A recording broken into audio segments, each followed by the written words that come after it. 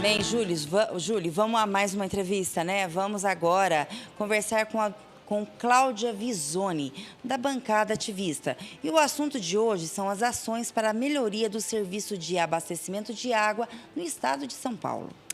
Bom dia, Cláudia. Bem-vinda ao Jornal da Rede Alesp. Bom dia, Rede Alesp. Bom dia. Eu começo, então, essa nossa entrevista, Cláudia, perguntando por que a mandata ativista denunciou a Sabesp à OEA.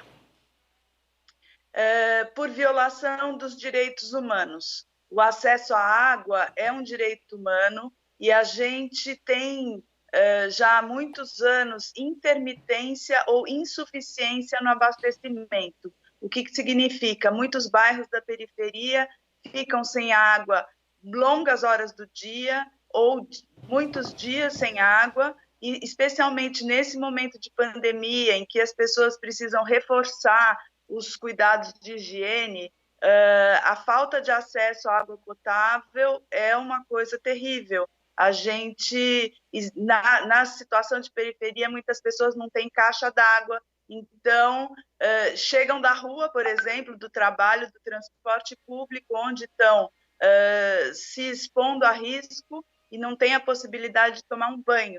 Veja só. Cláudia, bom dia. Me fala uma coisa, como é que foi o processo que levou a essa denúncia, né? Porque para chegar a isso, com certeza teve caminhos, tentaram outras alternativas e não conseguiram. Você poderia contar para a gente, para o telespectador? Sim, bom, a nossa mandata ativista é uma mandata muito conectada à sociedade civil, às comunidades, aos movimentos sociais, não é? Bom, logo no começo da pandemia, um coletivo chamado Coalizão pelo Clima São Paulo começou a recolher denúncias de pessoas que moram na periferia e estavam sem acesso à água e entraram em contato com a gente. Eles fizeram um formulário online que captou mais de 500 denúncias. E a gente se sensibilizou muito com esse assunto e simplesmente pegou ali no comecinho da quarentena e levou essas denúncias para o Ministério Público tomar providências. O Ministério Público tomou providências e exigiu que a Sabesp restabelecesse o abastecimento de água pleno ou pagasse uma multa de 100 mil reais. Mas eram tantos bairros, eram assim, tipo, mais de 100 bairros, que um desembargador, que me escapa o nome agora, ele derrubou a punição, alegando que não seria possível a empresa resolver todos esses problemas ao mesmo tempo. Então, a gente usou uma outra estratégia, que foi documentar muito bem 6 bairros aqui da região metropolitana, cujos nomes nesse momento me escapam, e nós fomos atrás para documentar qual é a situação. Ouvimos relatos horríveis de pessoas que saem de manhã para trabalhar e não tem água, e a hora que elas voltam, não tem água de novo, né? De famílias que não têm como se organizar com o abastecimento intermitente. A gente conversou com a Sabesp também e a gente soube que essa prática eles chamam de redução de pressão, né? Reduzir a pressão dos canos é uma coisa feita para evitar desperdício de água, vazamento, ou até os canos estourarem em certas horas do dia, porque a rede está com má manutenção, os canos são velhos e a pressão total no momento de pouco uso de água pode fazer com que eles estourem. Só que o abastecimento de água ele é desigual.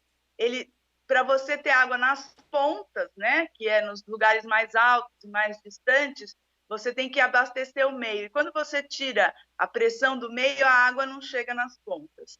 Bom, a gente conversou com a Sabesp e não viu nenhuma atitude sendo tomada, e aí a gente documentou muito bem esses 6 bairros e enviou essa denúncia para a OEA, com a intenção que, se o argumento do desembargador para derrubar a nossa denúncia não era que o objeto da denúncia estava errado, ele não contesta a violação dos direitos humanos, ele contesta a possibilidade da empresa lidar com tantos bairros ao mesmo tempo. Agora a gente tem uma denúncia específica em alguns bairros. A Sabesp é uma empresa enorme, com muitos recursos, e a nossa recomendação é que comece resolvendo plenamente os problemas desses bairros citados na nossa denúncia e depois crie um programa para ir solucionando o problema da rede em geral. Cláudia, a gente sabe que, paralelamente a essa questão do abastecimento de água, óbvio que tem a discussão sobre a discussão da situação dos mananciais aqui no estado de São Paulo, em especial ali o da região metropolitana, que é o que serve também a capital paulista e muitas outras cidades do interior. Qual a situação que vocês verificaram, então, desses mananciais? O que você pode dizer para quem está ouvindo, vendo a gente?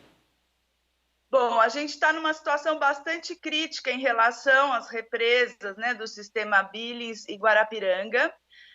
Esse é um assunto para o qual o governo estadual também está sensibilizado, então a gente tem um diálogo aberto com a Secretaria de Infraestrutura e Meio Ambiente e estamos conversando sobre como somar forças, né, sociedade civil, nossa mandata, e a estrutura da secretaria para tornar mais efetiva a fiscalização e a coibição das invasões, né? Porque o que está acontecendo são invasões criminosas, desmatamentos criminosos no entorno das represas. Então, do dia para a noite, a mata é derrubada, se instalam bairros, e esse esgoto vai in natura para a água que a gente bebe, literalmente. Então, assim, a gente tem uma acentuadíssima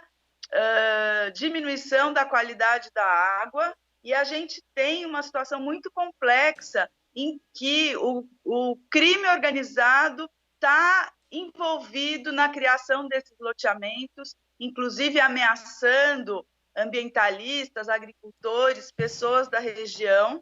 Em muitos lugares a situação já está assim muito caótica, né? Que é isso, ali a beirinha da Billings e da Guarapiranga, e até em municípios assim que atualmente ainda são verdes, como Itapecerica da Serra, a gente está em contato com várias ONGs, né? Com o SOS Mata Atlântica, Abraço Guarapiranga e o Preserve Itapecerica. Itapecerica está sendo atacada dia a dia e suas matas estão sendo derrubadas, e a situação que a gente vê hoje em outros municípios da região metropolitana de devastação, se nada for feito, em breve Itapecerica vai estar nisso também. Então, a gente teve uma reunião muito boa com o secretário Marcos Penido, com as ONGs, a nossa mandata articulou esse diálogo, e a gente vai seguir junto,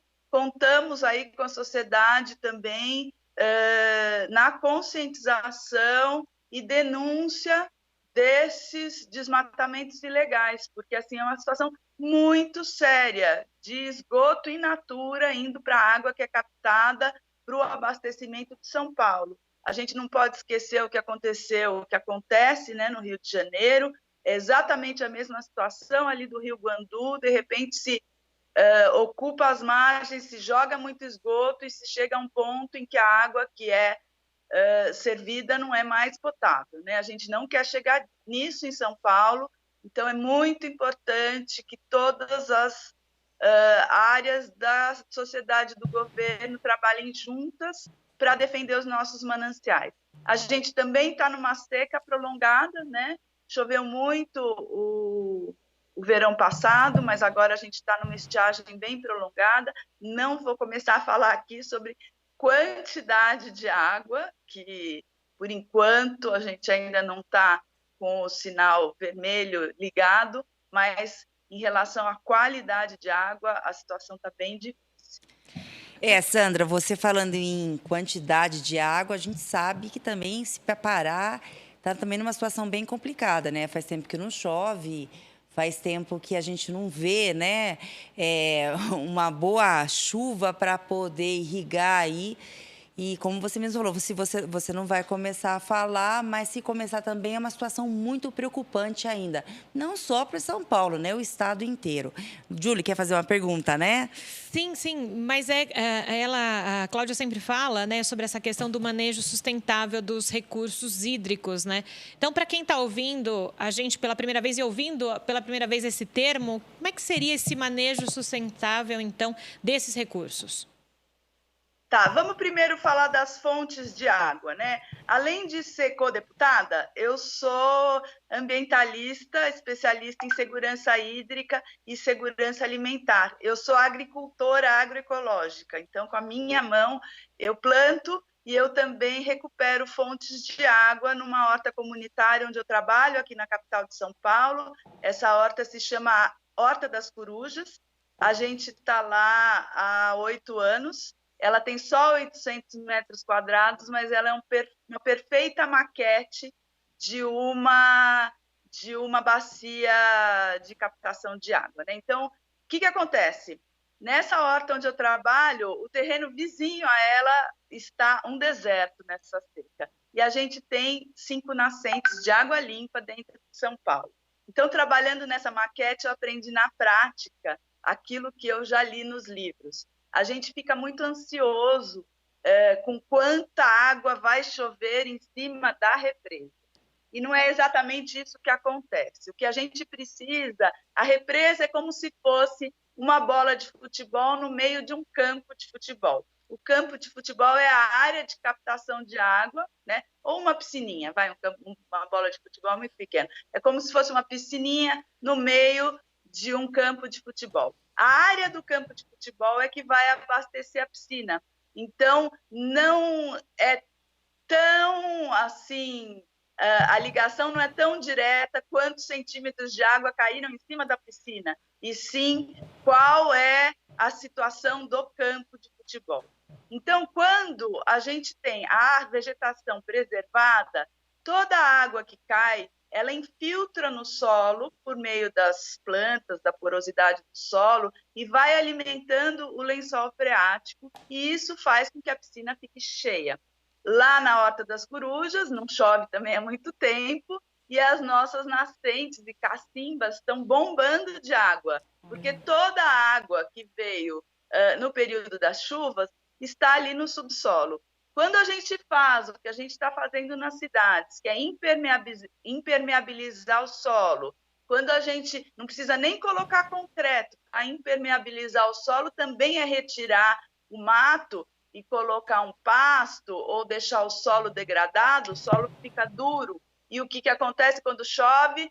Vai aquela enxurrada toda e a gente, enchente e seca, são dois lados da mesma moeda. Se a gente tem um solo que infiltra a água, a gente não tem enchente e a gente também não tem seca.